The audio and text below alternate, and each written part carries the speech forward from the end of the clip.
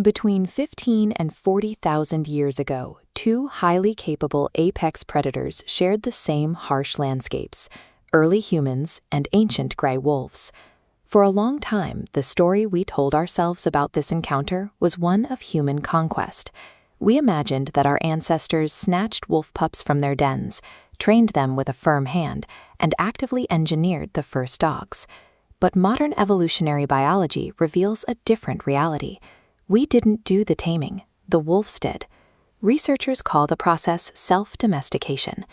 A specific subset of ancient wolves possessed naturally lower levels of fear and aggression.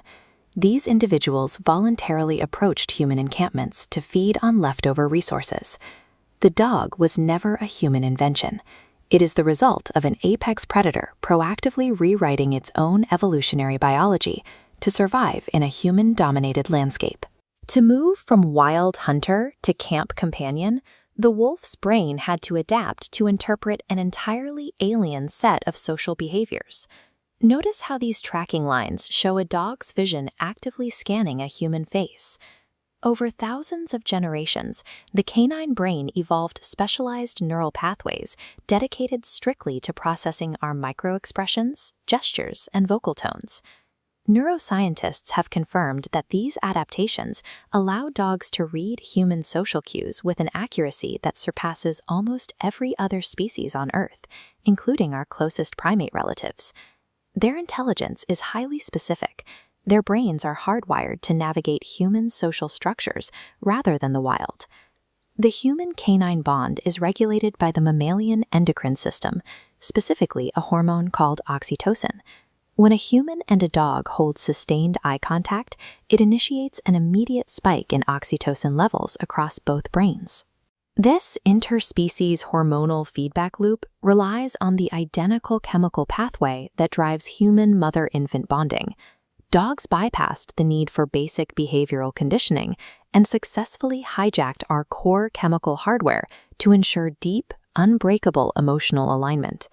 Specialized neurological hardware and chemical software produce highly advanced psychological behaviors in the modern home.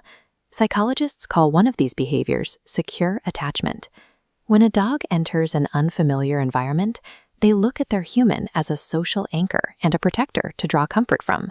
They also experience emotional contagion. If a household is tense, the dog physically mirrors that stress.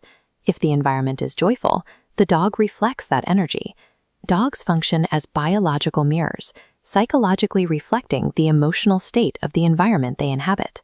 For most of human history, this biological bond was put to work. We leveraged the dog's loyalty to survive harsh conditions and expand our territories.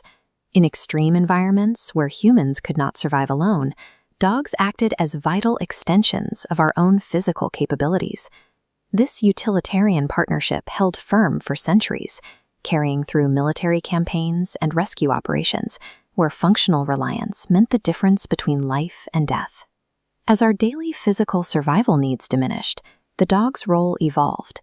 They shifted from providing physical utility to serving as essential emotional infrastructure.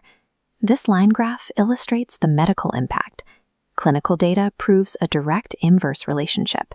As daily interaction with a dog increases, human cortisol levels and blood pressure sharply decrease. In modern psychology, dogs are classified as co-regulation agents. Their physical presence actively helps our nervous systems return to a baseline state of calm.